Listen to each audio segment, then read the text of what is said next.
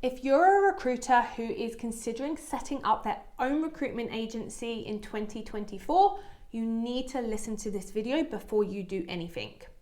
For those of you who are new here, my name's Kimber. I've been a recruiter for 16 years now. I've placed over 2,000 people into employment worldwide and generated over $20 million in revenue. I also own a rec-to-rec recruitment agency. So I've started my own business, but my clients are also recruitment agencies and recruitment agency owners. So I really understand what it takes to start a recruitment agency, no matter what industry you recruit in. So now we're going to get into what I would do if I was rewinding the clock a few years and I was starting my recruitment agency from scratch. Now, the very first thing that I would do is I would build my personal brand. The reason I would build my personal brand before anything else is because that's something you own. That's a compounding asset no one can take from you. When you leave a company, they own the candidates, they own the database, they own the relationships, they own the PSAs. Your personal brand is unique to you and you own that. Building your personal brand on LinkedIn is going to be such a huge asset, because what it also means is when you do go out alone, you've got immediate access to an audience of people who would want to work with you. It's an audience of people who, when you post that you're going out alone, are excited by that and really are glad that you've gone and made that step and want to work with you. Something which I did, which I would say is a mistake, but it was also kind of unavoidable, is I started my recruitment agency with absolutely zero network or connections. And the reason behind that is because I went into rec-to-rec, which is actually something I'd never done before. It was circumstantial. I ended up in rec-to-rec because of COVID. There was a huge need for recruiters at that point, and I was actually just helping friends at first recruit for their agencies and find recruiters. So that's how I got into it. But I didn't have a CRM. I didn't have a network. My LinkedIn network wasn't full of recruiters. And in fact, I used to decline all other recruiters because I didn't want them in my network at the time. So I really did start from scratch. But what I've realized now, I do have a personal brand.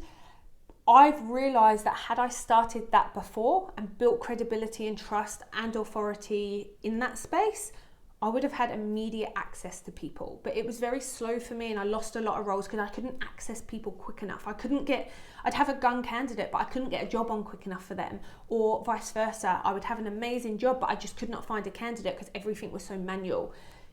Build a personal brand and get access to a pool of people who trust you immediately. Honestly, I promise you that's the number one thing I would say you need when you're starting an agency.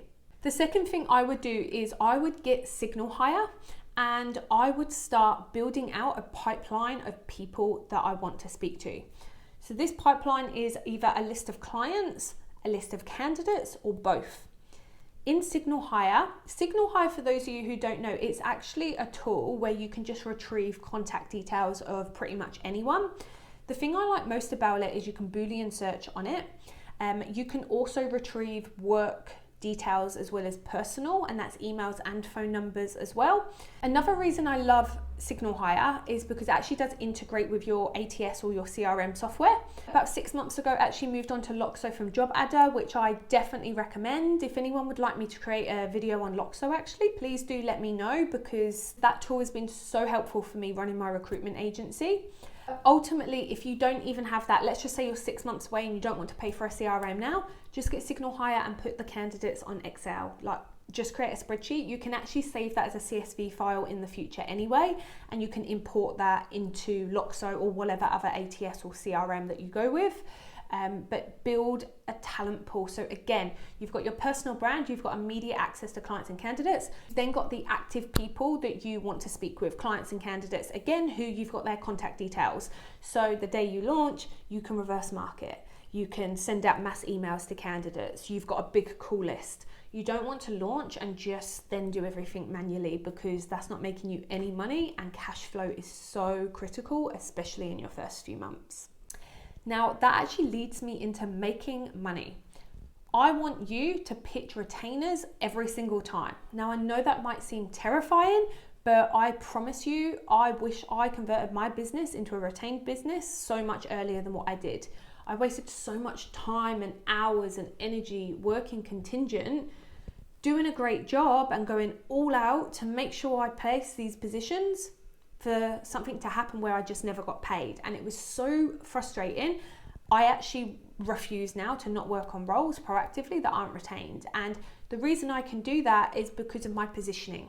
It's because of my personal brand. It's because people genuinely believe I can help, because all they need to do is scroll through my LinkedIn feed and they can see that I can help, and they can see my knowledge and my expertise and my skills because it's there. My recommendations are there. I have leverage now. Personal branding is actually leverage. Think about it, right? Why is there always a queue outside Louis Vuitton? Why are people waiting to spend 2, 3, 4, 5, 10 grand on a bag? Branding, positioning. People want that bag. They want that feeling. They want that experience. They want that service. And that's the power of branding. So whether you own an agency or not at the moment, you being your own brand is going to enable, when the day you do launch your agency, you've got an immediate brand and reputation. And for that, you've got the leverage over higher fees and retainers. So learn how to sell retainers, polish up on your skills, and make sure that you're getting money in the door so you're not wasting time, but it's also helping with cash flow as well. The fourth thing I would do is work out my finances properly. I did this to an extent, but I didn't know what I didn't know. So I actually didn't know how much Seek or LinkedIn was going to cost me, or the additional for the certain adverts that you need, and then you need SignalHire to plug it in. Then I hired a VA. Then I needed video editors, for example, which I would hire freelancers, but I thought it was a certain amount and it ended up being like double. So when you're working out this is how many roles you need to fill to make a certain amount of money, make sure you don't need to actually double that, because I made that mistake. And in my first year, I had so many pits. I call them pits when your cash flow is just, it was hard actually. And month to month, I was always wondering, where's my money going? I wasn't understanding, because you got all these direct debits and I just didn't work it out properly. And it was on me, to be honest, but you just think, oh, $1,000 there, $100 here for a video, but add that up over a month and it's thousands. So just make sure you are working out your finances correctly.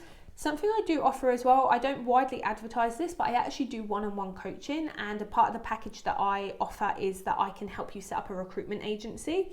I can do the end-to-end process for you and with you. So if you are interested in that, then do connect with me. Connect with me on LinkedIn. It's just Jessica Kimber. Now, the final thing that I would do if I was starting my agency again is I would set myself KPIs and core hours. I do this now religiously, but when I first started, I had the mindset of, well, I'm now my own boss, so I'll just do what I want. I'll work in the evenings, I'll go to the beach for a couple of hours in the morning, I'll go for a 2-hour walk. I thought I was giving myself a lifestyle, but the reality is I was actually just falling behind because I had no structure.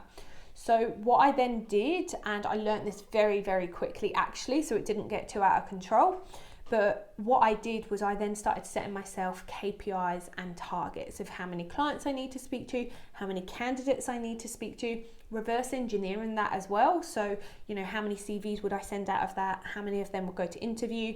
How many of those would then get an offer? I'd work backwards and I'd work all of these numbers out. But in addition to that, I set myself core hours to make sure I stuck to it, because as a recruiter, you are time poor. Like, our job is always, it's quite a manual job if you think about it. Like, our time's always in demand and it's always one-on-one with people. Another reason why I love personal branding actually, because you reach people at mass scale. So it actually helps with your time.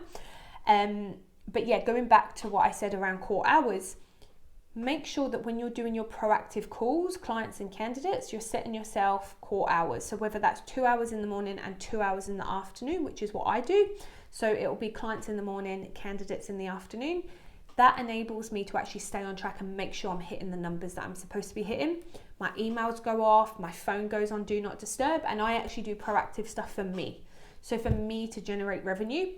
When things are incoming to you, you're actually just solving everyone else's problems. You're actually just doing things that other people need from you. Whereas when you're doing that outbound service or sticking to your core hours, that's proactive things that you need to do.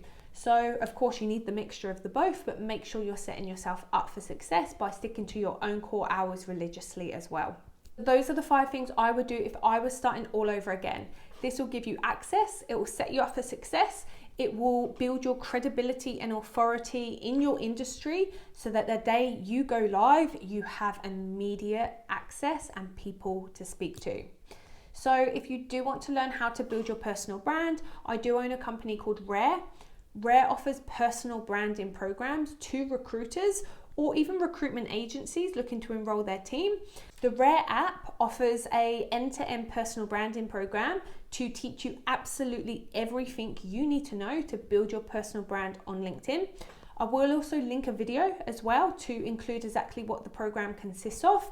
But if you do want access to it, then go to the Apple Store or Google Play and just download the Rare app, which is RAIRE, and you'll be able to get full access to the program.